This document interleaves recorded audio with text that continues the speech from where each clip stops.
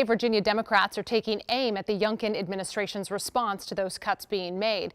The chairwoman of the Democratic Party of Virginia, Susan Swecker, says Governor Youngkin and Lieutenant Governor Winsome Earl-Sears are simply not doing enough to support federal employees facing unemployment. Rafael Sanchez Cruz spoke to her today. Rafa, what kind of response is the Democratic chairwoman expecting? Can you give us an idea? Yeah, Simone, Chairwoman Susan Swecker says at the minimum, the Youngkin administration should be expressing support for those who have lost their jobs or at risk of getting the pink slip. With about 145,000 federal employees in Virginia, Swecker says the Commonwealth should learn from what their neighbors in Maryland are doing.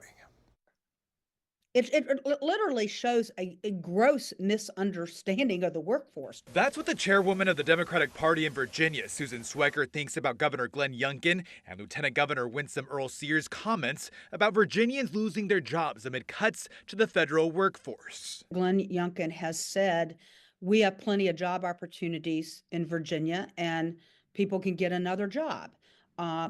Lieutenant Governor Sears has made the similar statement this week. And again, I think that's an arrogant, elitist attitude. Swecker says Virginia should be following Maryland's example.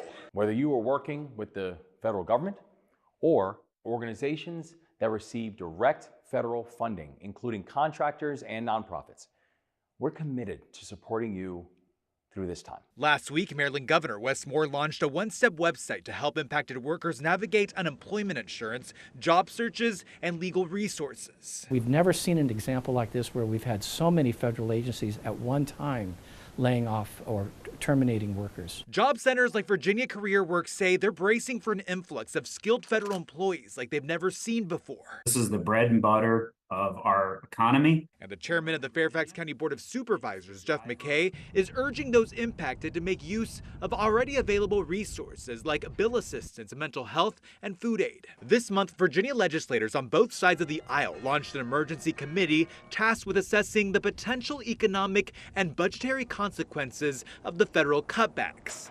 The committee will provide policy recommendations to help mitigate the negative effects on Virginia's economy, budget, and families.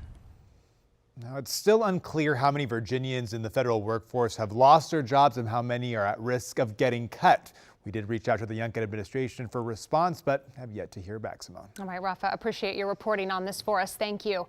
You can count on WUSA 9 to keep pressing for answers about the decisions impacting federal workers. When we get those answers, we'll share them with you on the air, online, and streaming on WUSA 9+.